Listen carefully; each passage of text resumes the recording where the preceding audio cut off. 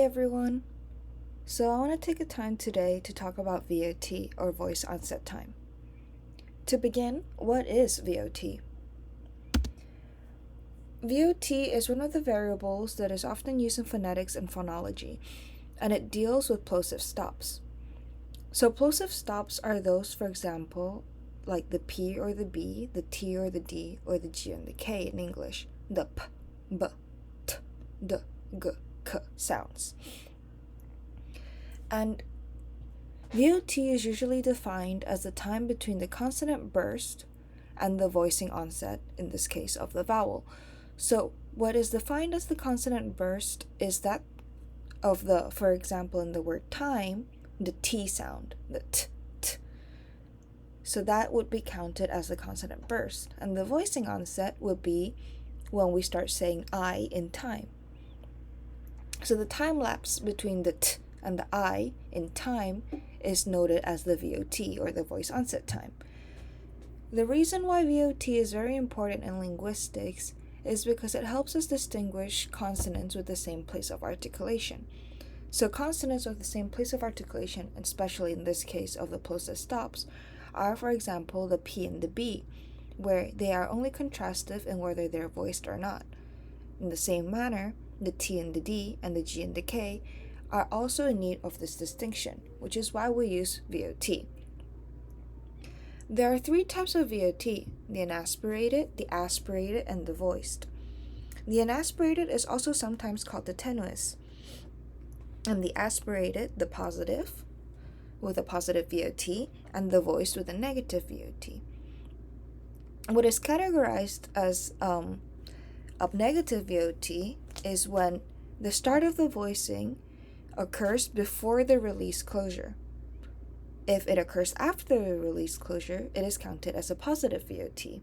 And if it's almost the same, it has a VOT of 0.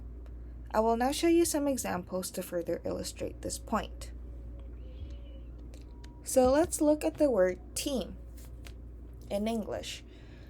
So I've highlighted in red the release closure, which is again the start of the T sound, and the voicing onset, which is in yellow, and that would be where the vowel sound starts.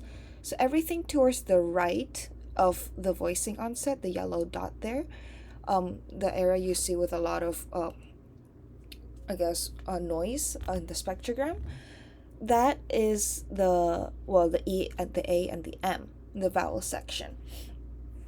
And that everything from that point is counted as the voicing onset. And then everything before that is the VOT, the voice onset time. As you can see, team in English has a relatively large voice onset time, which if we compare it, for example, to another word like dime, again, the same thing, the release closure is highlighted in red, the VOT in blue, and the voicing onset in yellow. We see that the VOT is much shorter, relatively speaking, compared to team, as we can see here. This is because in English, team, or whatever a word starts with a T, it is aspirated. So this has a positive VOT value. Dime, on the other hand, has almost the same VOT value because the release closure and the voicing onset is really close together. So we would categorize this as almost a VOT 0, or but it's still a positive integer, but it's just much less significant compared that to time.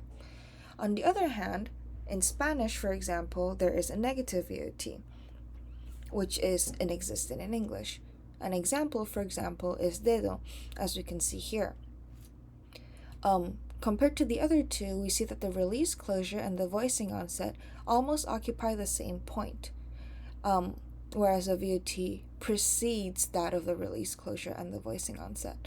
Obviously, it should precede the voicing onset, but it also precedes the release closure. So in this case, we see that VOT depends on each language. All languages have different VOT boundaries. While they all have VOTs, for example, in Spanish, they don't have aspiration.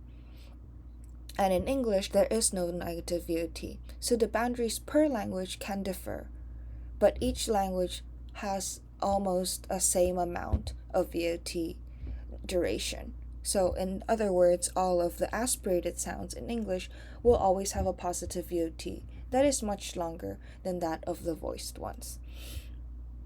Conversely, in Spanish, it has a much longer negative VOT value when it is a voiced plosive stop, but it will almost have a VOT of 0 when it is what the English considers to be a voiceless plosive. In other words, the D's in Spanish might be seen with a negative VOT, and they are seen with a negative VOT, as we can see with the example dedo, but in Spanish, for example, in English, for example, it will have a positive VOT value that is almost inexistent, as we can see with dime. However, in Spanish, words like dime would be what we think of as the T in English, such as this. I hope this has been helpful for you to understand what VOT values are. And if you have any questions, please don't hesitate to let me know. Thank you.